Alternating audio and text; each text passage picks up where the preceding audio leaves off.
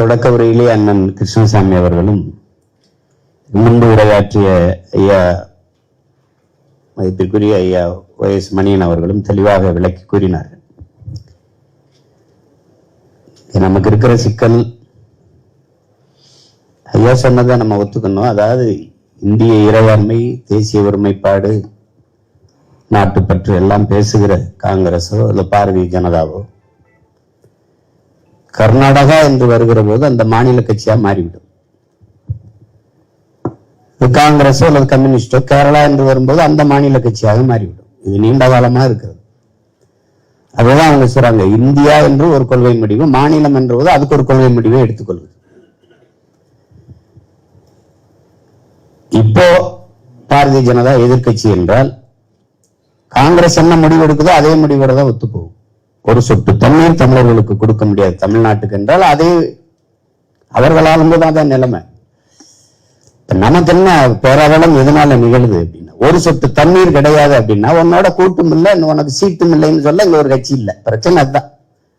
அப்ப அவரோட கூட்டி அவன் தண்ணி தரலையோ, உரிமையை மறுக்கிறானோ, உரிமையை பறிக்கிறானோ, அவனோட கூட்டு வச்சு அவனுக்கு ஓட்ட போட்டு அவனுக்கு பதவியை கொடுத்தா அது எப்படி இந்த மண்ணின் மக்களின் உரிமை பாதுகாக்கப்படுங்கிற கேள்வி நமக்கு எழணும். இது நீண்ட காலமா நடக்குது, இன்னைக்கு நேரத்தில் இல்ல. உங்களுக்கு தெரியும், மேயர் ஜெயலலிதா அவர்கள் இருக்கும் போது Jagadish Shettar prime minister of India ஐயா மன்மோகன் சிங் அவர்கள் பிரதமராக இருக்கும்போது அவருக்கு முன்னாடி உட்கார்ந்து பேசிக்கும் போது ஒரு மாநில முதலமைச்சர் நாட்டின் பிரதம அமைச்சரை அவமதிச்சுட்டு எந்திரிச்சு போயிட்டாப்ல ஜெகதீஷ் ஷெட்டர். ஒரு சொட்டு தண்ணி தர முடியாது. அது என்ன பேச்சுவார்த்தை மூலம் என்ன தீர்வு காண்றதுக்கு இருக்குது? அவர்கள் உங்களுக்கு ஒண்ணு சொல்றேன் பாருங்க, அணுக்கழிவை கோலார் தங்கவயல்ல தோண்டி எடுக்கப்பட்ட அந்த குழியில புதைக்கலாம், உள்ள வச்சு மூடலாம். ஒரு கருத்து, மூடலாம்னு முடிவு எடுக்கல, ஒரு கருத்தை முன்வைக்குது. அந்த கருத்துக்கு பாரதிய ஜனதா, காங்கிரஸ், மதச்சார்பற்ற ஜனதா தளம் இருக்கிற கட்சி எல்லாம் அவர்கள் கட்சி கொடியை கீழே வச்சுட்டாங்க. கர்நாடக மாநிலத்துக்கு என்று ஒரு கொடி இருக்கு, அந்த கொடியை எடுத்துக்கிட்டு மொத்த பேரும் தெருவில் இறங்கி நிக்கிறாங்க. அதோட அந்த கருத்தையே செத்து போயிடுச்சு. தமிழர்களுக்கு தண்ணி கொடுக்க கூடாது, மேகத்தாட்டுல அணை கட்டியே தீரணுங்கிற நிலைப்பாட்டில் காங்கிரசும் ஒண்ணுதான், பாரதிய ஜனதாவும் ஒண்ணுதான், மதச்சார்பற்ற ஜனதாதளமும் ஒண்ணுதான். எல்லாம் ஒரே நிலைப்பாட்டில் நிற்பார். இப்போதுதான் இந்த ஒரு நம்பிக்கை வருது. கூட்டியவர் யார் என்பது பிரச்சனை இல்லை, கூட்டுவதற்கான நோக்கம் என்ன என்பதுதான் முக்கியம். யார் கிருஷ்ணசாமி யாரு கூட்டுறதுக்கு? கிருஷ்ணசாமி அது இல்ல, மண்ணின் மக்களின் உரிமைக்கு எவன் நிக்கிறானோ, உணர்வோடு நிக்கிறவன்லாம் ஒன்னா நிக்கணும். நிப்பான் தமிழன் வந்தாதான் பயப்படுவான். அவன் நமக்கு கொடுக்க கூடாதுன்னு நிக்கும் போது நீ கொடுத்தே திரண்டு நீ கட்டவே கூடாதுன்னு நம்ம நிக்க முடியாது. உரைய வைக்கலைன்னா அது கஷ்டம். அதிகாரத்தில் இருக்கிறவங்களுக்கு அக்கறை இருக்கு இல்ல, அது இல்ல, நமக்கு இருக்கு. ஐயா சொல்ற மாதிரி வேளாண்மைக்கு மட்டும் இல்ல, குடிக்க தண்ணி இருக்காது. பருவநிலை ஆய்வாளர்கள் சொல்றதை பார்த்தா இவ்வாண்டு பருவமழை பொய்க்கும் குறையுங்கிறாங்க. இப்ப வறட்சியை, பெரும் வெள்ளத்தை தாங்கிடலாம், வறட்சி எப்படி தாங்கி போறது? குடிக்க தண்ணி இல்லாம எப்படி போறது? இப்ப குறுவை சாகுபடி முடிஞ்சிருச்சு, இன்னும் தண்ணி இல்ல, அதை மறந்துட வேண்டியதுதான். எல்லாத்தையும் ஆய்வு செய்யறவரை அதை போய் ஆய்வு செய்யல, பிரச்சனை இங்கே. அப்ப நம்ம ஒன்றிணைந்த வலிமையான போராட்டங்களின் வாயிலாக தான் நமது உரிமையை நம்ம பாதுகாக்க முடியும். நமக்கு இருக்கிற சிக்கல் ஒரே ரேஷன் கார்டு, ஒரே கல்விக் கொள்கை, ஒரே தேர்தல் வருது, ஒரே வரி எல்லாம் இருக்கு. ஆனா தண்ணி மட்டும் அந்தந்த மாநிலத்துக்கு. நம்முடைய வளங்களை எடுத்துக்கிங்க, நெய்வேலி பழுப்பு நிலக்கரி எல்லாருக்கும், நரிமணம் பெட்ரோல் எல்லாருக்கும், மீத்தேன் எல்லாருக்கும், அணு உலை மின்சாரம் எல்லாருக்கும், அடல் புனல் மின்சாரம் எல்லாருக்கும். ஆனால் அவர்களுடைய நீர்வளம் அவர்களுக்கு. இது எத்தனை காலத்துக்கு சகிக்கிறதுன்னு பாருங்க. இப்ப அதுல இப்ப எங்க அண்ணன், நம்ம கூட மதிப்பிற்குரிய நம்முடைய அண்ணன் ராதாகிருஷ்ணன் நம்மோட இருக்காங்க பாரதிய ஜனதா. இப்ப இந்த தமிழர்களுக்கான உரிய நீர் உரிமை பாதுகாக்கப்படணும்னு இருக்காங்க. ஆனா அங்க இருக்கிற பாரதிய ஜனதா என்ன முடிவெடுக்கும்? கர்நாடக மக்களின் நலனை தான் பேசும். அந்த மாநிலம் என்று வருகிற போது இந்திய இறையாண்மை ஒருமைப்பாடு பேசுகிற நாட்டு கட்சிகள் கர்நாடக மக்களின் நலனையே பேசும். அப்போ அருகில் இருக்கிற ஒரு தேசிய மக்களின் உரிமையை அற்ப தேர்தல் வெற்றிக்காக, லாபத்திற்காக பறிகொடுக்க அவர்கள் தயாராக இருக்கிறார்கள். இப்ப காங்கிரஸ் தண்ணி கொடுக்கணும்னா அடுத்த தேர்தலில் தோக்கும். பாரதிய ஜனதா கொடுக்கணும்னு பேசினா தோக்கும். அதனால அவன் அந்த தேர்தல் தோல்விக்காக பயந்துகிட்டு அந்த மண்ணின் மக்களின் உரிமைக்குத்தான் நிற்பான். மற்றவர்களை பற்றி நம்ம கவலைப்படாது. நமக்கு இந்த மண்ணும் மக்களும் மக்களின் நலனும் உரிமையும் தான் முக்கியங்கிற போது நம்ம எல்லாம் ஒன்றிணைந்து நிற்க வேண்டியது இருக்கு. அப்ப ஒற்றை குரலாக எமது உரிமை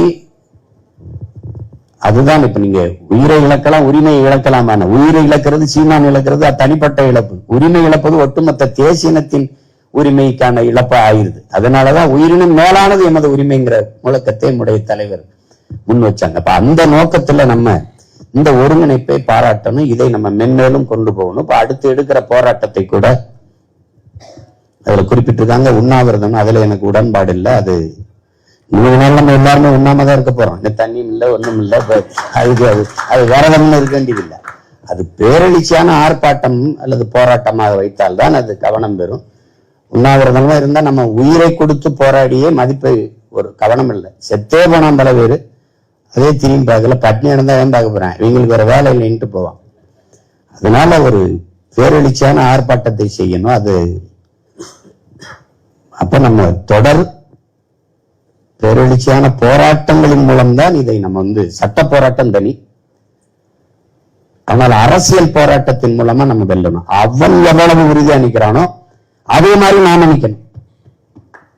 அதான் முக்கியம். நம்மளோடு காங்கிரஸ் நிக்குதோ, அதிகாரத்தில் நிக்கிற கட்சிகள் நிக்குதோ இல்லையோ, ஆனால் நம்ம எல்லாம் கட்சி வச்சிருக்கிறது நாட்டு மக்களுக்கு தான். அப்ப நாட்டுக்கு மக்களுக்கு இருக்கிற உயிர் உரிமையாக இருக்கிறது நீர் உரிமை. அந்த உரிமைக்கு நம்ம எல்லாம் எல்லாத்தையும் தூக்கி போட்டு ஒன்னா நிக்க வேண்டியதுதான். அது ஒண்ணும் கிடையாது இங்க.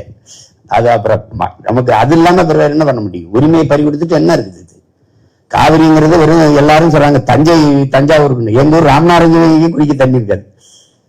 அப்ப காவிரி கூட்டு குடிநீர் திட்டத்துல பல மாவட்டங்கள் இன்னைக்கு தண்ணி பெற்று குடிநீர் தேவையை நிறைவேற்றி வருது. இப்ப அந்த நிலையில நம்ம பெரும்பாலான மக்களுக்கு காவிரி தஞ்சாவூர் பிரச்சனைன்னு நினைச்சிட்டு இருக்காங்க. அது இல்ல. காவிரி முதல்ல நம்ம பாட்டன் கல்லணை கட்டும்போது, கரிகாலன் கட்டும்போது அன்னைக்கு கன்னடம்ங்கிற மொழியே கிடையாது.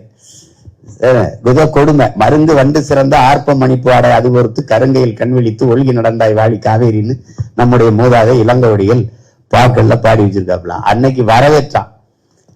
அணையே கட்டக்கூடாது, அதுதான் நம்மளோட மரபு. நம்முடைய பாட்டன் கட்டியது கல்லணை அணை கிடையாது, தடுப்பணை தான். அது தடுத்து தேங்கி ஓவர்ஃப்ளோ அப்படி மேலே ஏறி போயிடும். தடுப்பணை தான் கட்டணும். அவன் கட்டி வச்சுக்கிட்டு தண்ணி தரம் பக்தாக்குறைக்கும் மேலதாட்டுல அணையை கட்டுவேங்கிறான். அது இந்த விவாதமே வந்திருக்க கூடாது. இந்தியாவை யார் ஆண்டாலும் காங்கிரஸோ அல்லது பாரதிய ஜனதாவோ தேசிய இனங்களுக்கு இடையில ஒருமையை இல்லாமல் எப்படி தேச ஒற்றுமையை உருவாக்குவ? 2 இனங்களை பகை இனங்களா மாத்தி, முல்லை பேரியார்னா அவன் அடிக்கிறான், காவிரினா இவன் அடிக்கிறான். அப்ப எப்படி தேசிய இனங்களுக்குள்ள ஒற்றுமை இல்லாத எப்படி தேச ஒற்றுமை நீ நிலைவேற்றுவ? எப்படி உருவாக்குவ நீ?